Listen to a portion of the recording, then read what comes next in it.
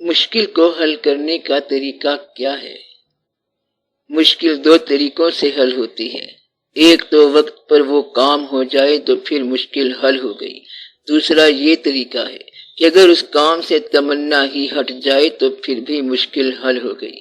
کبھی آپ غور سے دیکھیں تو زندگی ایسے ایڈجسٹ ہوتی رہتی ہے کہ کبھی وہ واقعہ پورا ہو گیا اور کبھی اس کی تمنا ہی مٹ گئی۔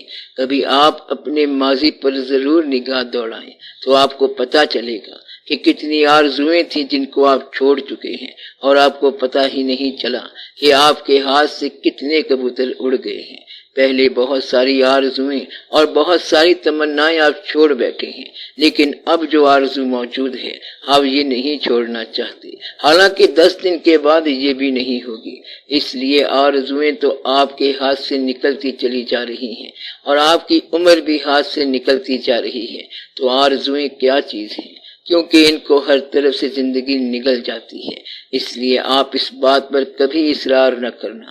اللہ تعالیٰ آرزو پوری کر دیتا ہے، اللہ تعالیٰ مشکل کشائی کر دیتا ہے۔ کوئی یہ کہہ سکتا ہے کہ آیت کریمہ کا ذکر کرو تو اس سے مشکل ضرور دور ہو جاتی ہے۔ آپ یہ بات یاد رکھ لینا کہ اللہ اللہ ہے، وہ کسی فارمولے میں نہیں آتا۔ اللہ تعالیٰ کے ساتھ اپنے مزاج میں کام نہیں کرنا۔ اگر سارا شہر دعا کرے مگر جو کام اس نے نہیں کرنا ہے تو وہ نہیں کرے گا، اور اگر چڑیا بھی فریاد کر دے تو کام بن جائے گا۔ تو وہ اللہ ہے اور اللہ کسی فارمولے میں نہیں آتا۔ اگر کوئی یہ کہے کہ نماز سے راضی ہو جاتا ہے یا یہ کہ اپنا بنا کے تکلیف نہیں دے گا تو ایسا نہیں ہے، تکلیف بھی دے دیتا ہے۔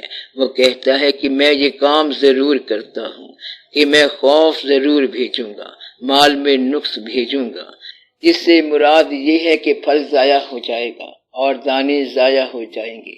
اللہ فرماتا ہے کہ یہ میں کرتا رہتا ہوں۔ وہ اللہ یہی تو کرتا رہتا ہے کہ وہ پیدا کرتا ہے، اور جب انسان زندگی پر حقور ہو جاتا ہے تو فرماتا ہے کہ واپس آ جاؤ۔ پھر اقبال رحمت اللہ کا یہ شعر بن جاتا ہے، باغ بہشت سے مجھے حکم سفر دیا تھا کیوں، کار جہاں دراز ہے اب میرا انتظار کر۔ اور اس نے کہا کہ تو بغیر انتظار کے فوراً آ جا، اور اقبال رحمت اللہ چلا گیا۔ موسیٰ علیہ السلام نے اللہ تعالیٰ سے درخواست کی کہ یا رب العالمین فرعون کے ساتھ کیا کیا جائے؟ اللہ کریم نے فرمایا کہ اس کو ہماری طرف ڈسپیچ کرو۔ موسیٰ علیہ السلام نے کہا کہ پھر کیا کیا جائے؟ انہوں نے فرمایا کہ پھر خود بھی آ جاؤ۔ That's all۔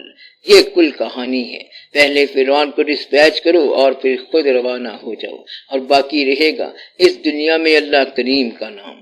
اللہ تعالیٰ یہی کام کرتا رہتا ہے کہ پہلے بناتا ہے اور پھر بگاڑتا ہے، اور یہ اس کے کام ہے۔ اگر کبھی آپ اس کے کام میں لطف لینا شروع کر دو تو پھر آپ کو ساری بات سمجھ آ جائے گی، اور آپ کہیں گے کہ یا رب العالمین یہ تیرا ہی کام ہے، ہمارا ہونا تیرے فضل کی دلیل ہے اور نہ ہونا تیرے امر کی دلیل ہے۔